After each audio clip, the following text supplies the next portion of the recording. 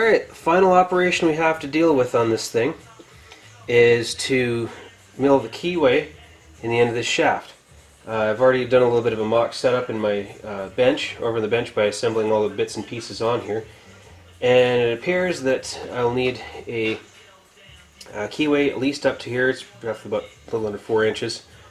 That should allow a little bit extra, because they're going to be tensioning this thing between pillow blocks. Well, not really tensioning, but spacing it using pillow blocks to hold it from side thrust one way to the other. The pillow blocks allow it to run both radially and hold it axially.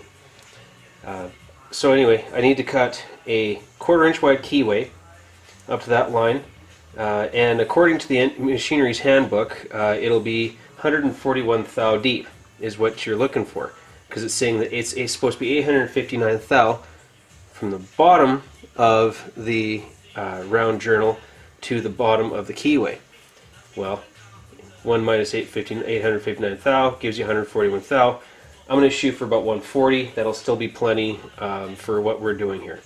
So once I find my zero, or my edge, then I can move in exactly 1/2 inch from the center, and then I should be able to work back and forth and use my 3/16 end mill to cut my slot 3/16. I'll take it down almost to full depth. Then I have to pull over 30 thou on one side and 30 thou on the other, and that should give me my 250 thou, well, 31 thou. That should give me my 250 thou wide keyway.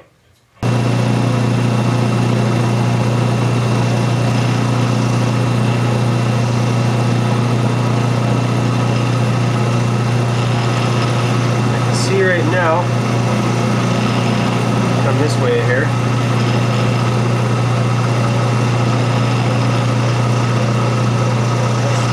Yeah, it'll just reach past center line. So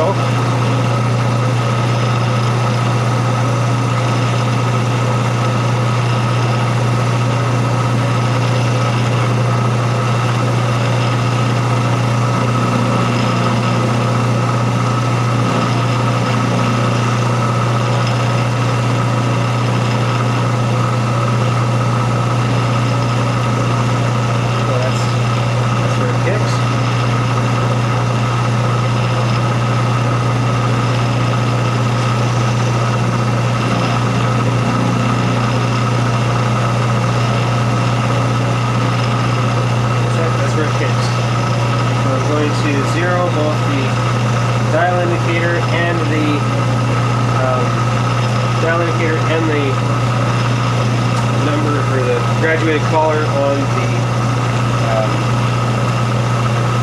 lead screw. Okay. Now, let's bring that up out of the way. So, we need to go in 100 thou. So we're now, our center finder is right on the edge of the material. So now we need to go 1, 2, 3, 4, 500 thou. Walk to the x-axis and bring our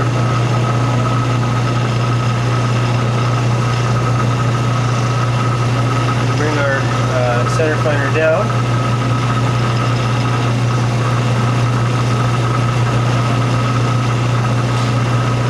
It sure looks like it's on center. This end mill seems to be in decent shape yet.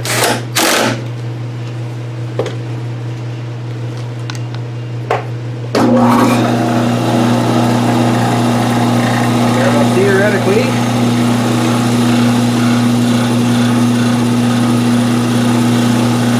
touch right down in the middle. We'll bring it down all the way to the center of the shaft.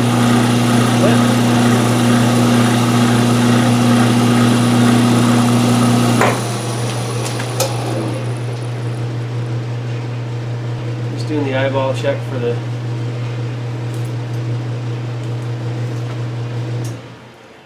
Double check for the paranoid.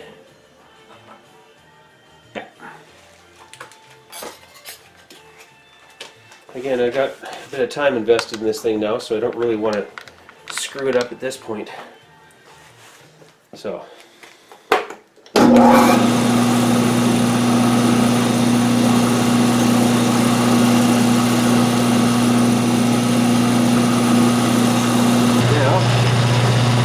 The graduated collar to start with, but I'll be measuring when I get close with the when I get close to the final cut. I'll be measuring off of the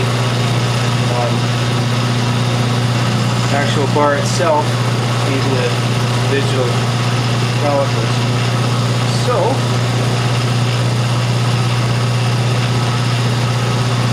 just gonna zero my graduated collar.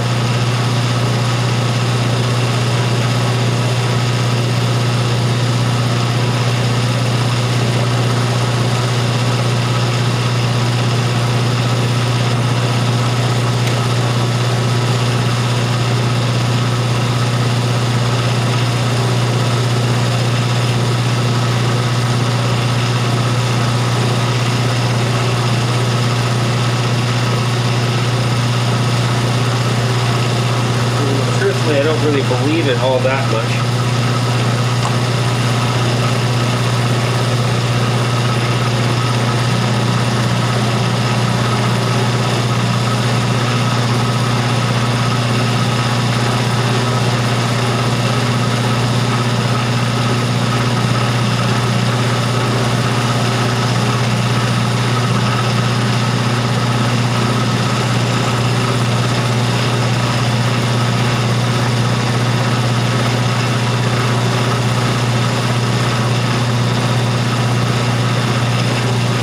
I want a visual readout.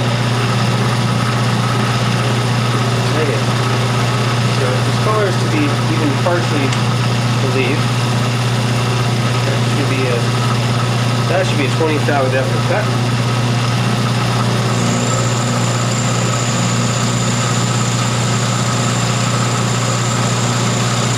That looks believable enough.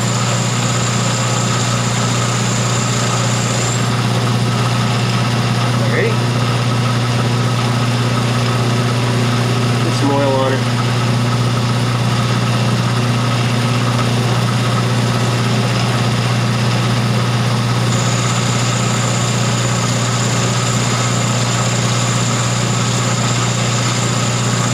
I was feeling lazy tonight.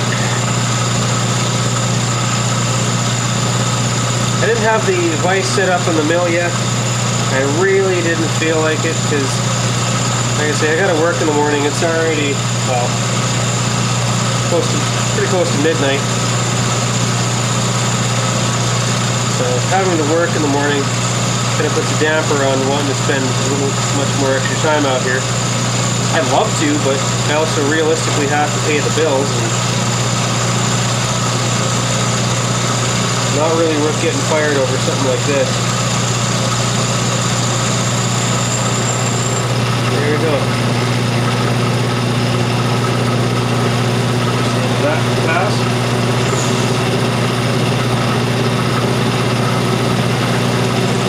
Another 20 thou.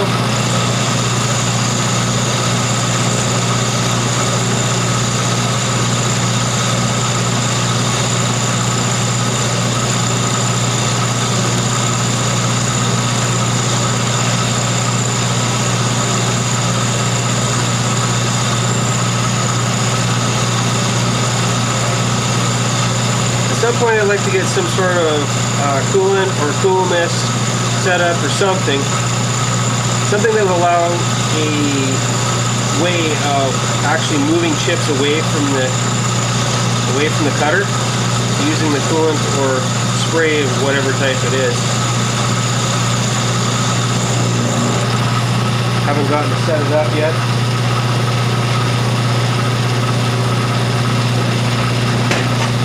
Again, it all just comes down to time, right? Now I'm going to take it down to the 140 on this pass.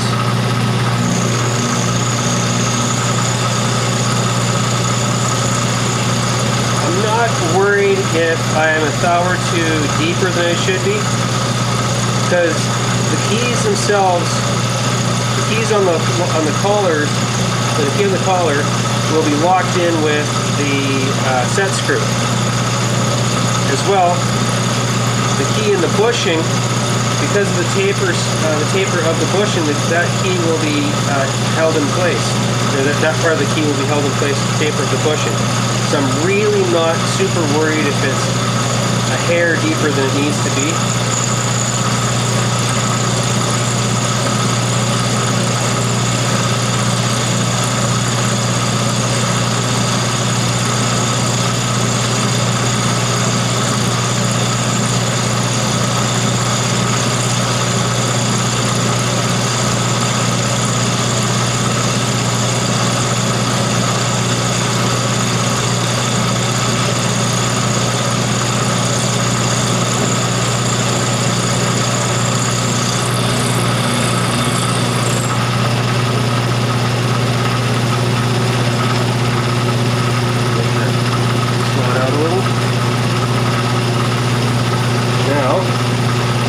Before I do too much here, there is clearance there to that cutter. I know that because it's not really complaining too loudly.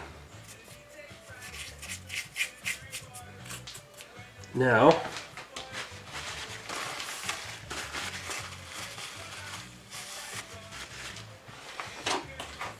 just need to clean the end of this a little bit.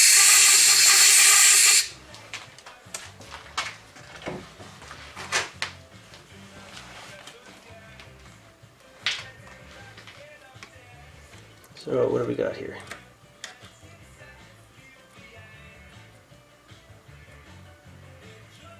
Well,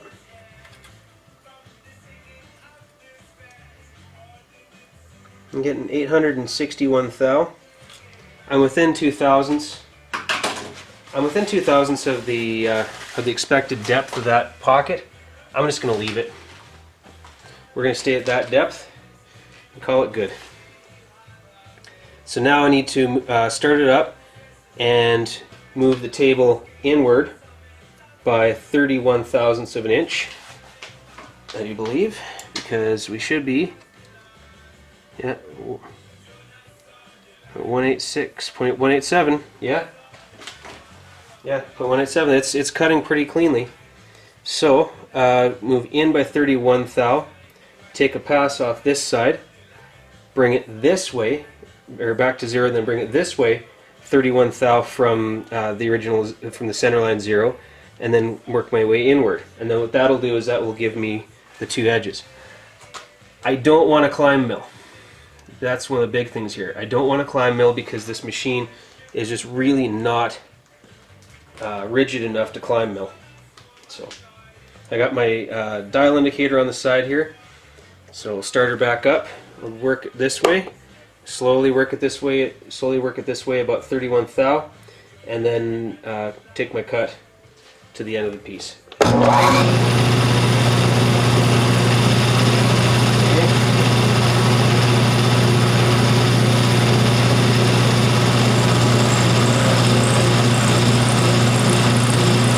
going nice and slowly because I realize this is a heavy, deep cut to be making in one pass.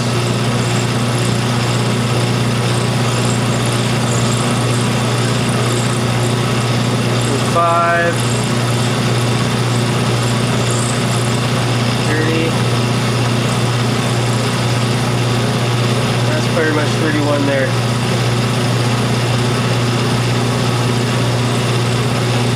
So let's do a little lube. Rock the races.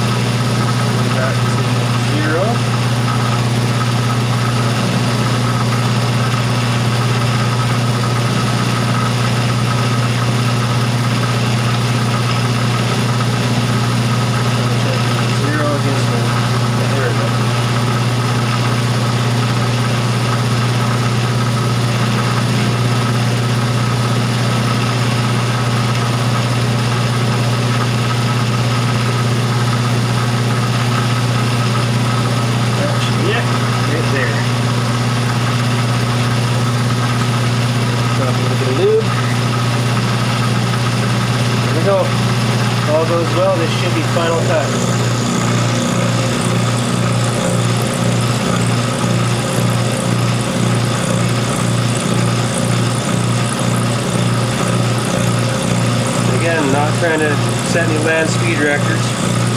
Don't want to break that tool, and because it's a 3/16, the 3/16 that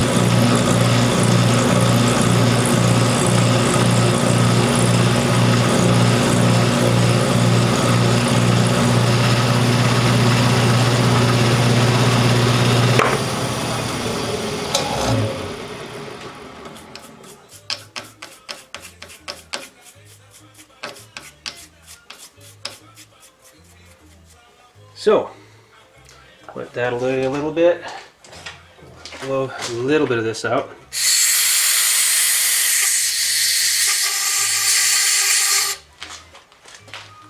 I don't want to blow the chips and debris everywhere right now.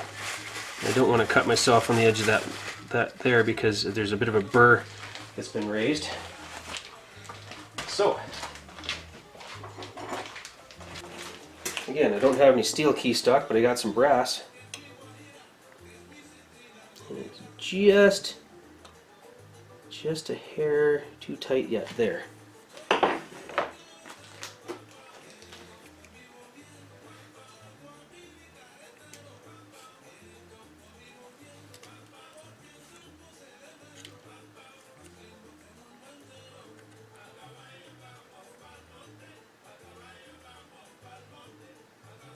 .860. Like, hey, perfect. It's 1 thou shy of final spec, but our width, checking the width here,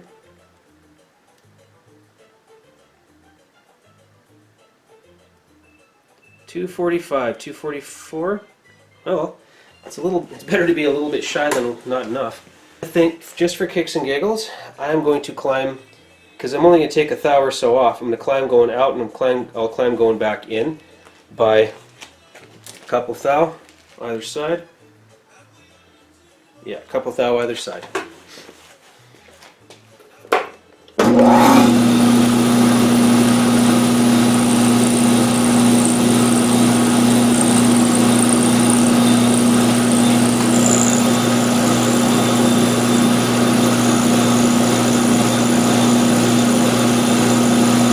Try climbing it by a couple thou on this machine, on a smaller piece like this, but not much, I don't really want to do much past that.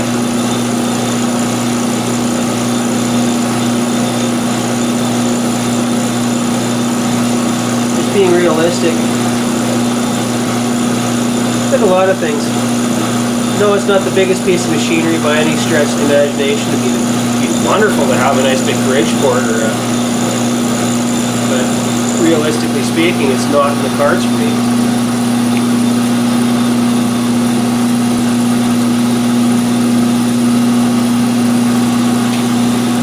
Just thankful to have my own shop.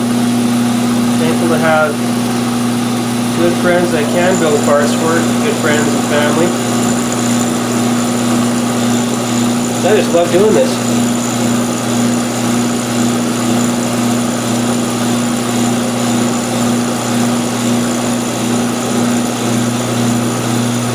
I'm going to have to be careful when I get near the end here.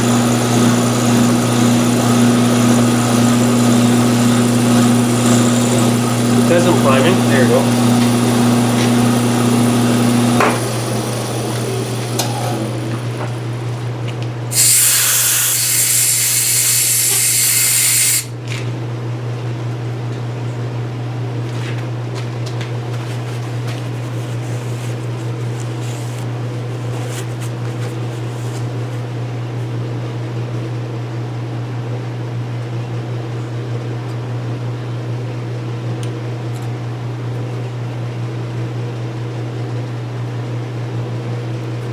There we go. There's a keyway. So there you go. Uncle Tim's parts are done. I just need to drop it off to him tomorrow. He may even swing by the shop where I work to pick them up. But I figured what I'd do is I'd give you a basic idea of how it goes together and show you how it all assembles. This spacer here with the this small journal here, which we machined down a bit, just fits in the back side of this pulley. Yeah, there you go. Nice fit. What'll happen is it'll go on first, and the pulley goes on. Again, there will be the keyway in the end there. It goes through. It should go through both the pulley and the spacer back here. Over on this end, there's going to be this spacer, which it doesn't need to be keyed, simply because of the fact, come on, a little snug there, which is fine. This spacer doesn't need to be keyed because all it has to do is take up space between the pillow block and the end of the shaft. So, there's that, and then one of our washers with the very, very light inward taper on it, at which point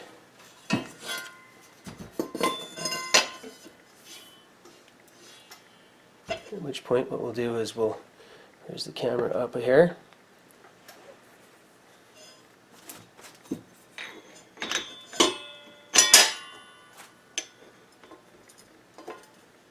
That's a left-handed nut. A left-handed nut. One.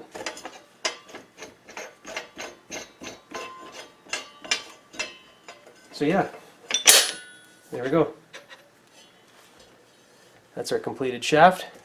There'd be a pillow block bearing here, pillow block bearing there, onto a very solid plate underneath, and that's what they're going to be, driving that with the motor. That'll be their concrete saw. From what I hear, they're fairly pricey, so at least this way they can get themselves in business and in fixing their masonry around their house. There you go. But I have to work in the morning. Same old story like I usually have to say. It'd be fun to stay in the shop and work and play all the time and make videos.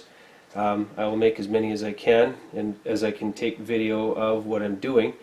For the past while, or up until now, I haven't really been doing much for videos apart from this one and the one other project there for the baler clutch.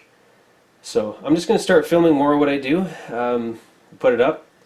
If anybody is interested, by all means, have a boo at what I'm doing, and if you're not, that's fine. And not everybody's into everything, but yeah. I have a number of different projects on the go. Like I say, I still have some of my 4x4 buddies that need parts made for their Jeeps.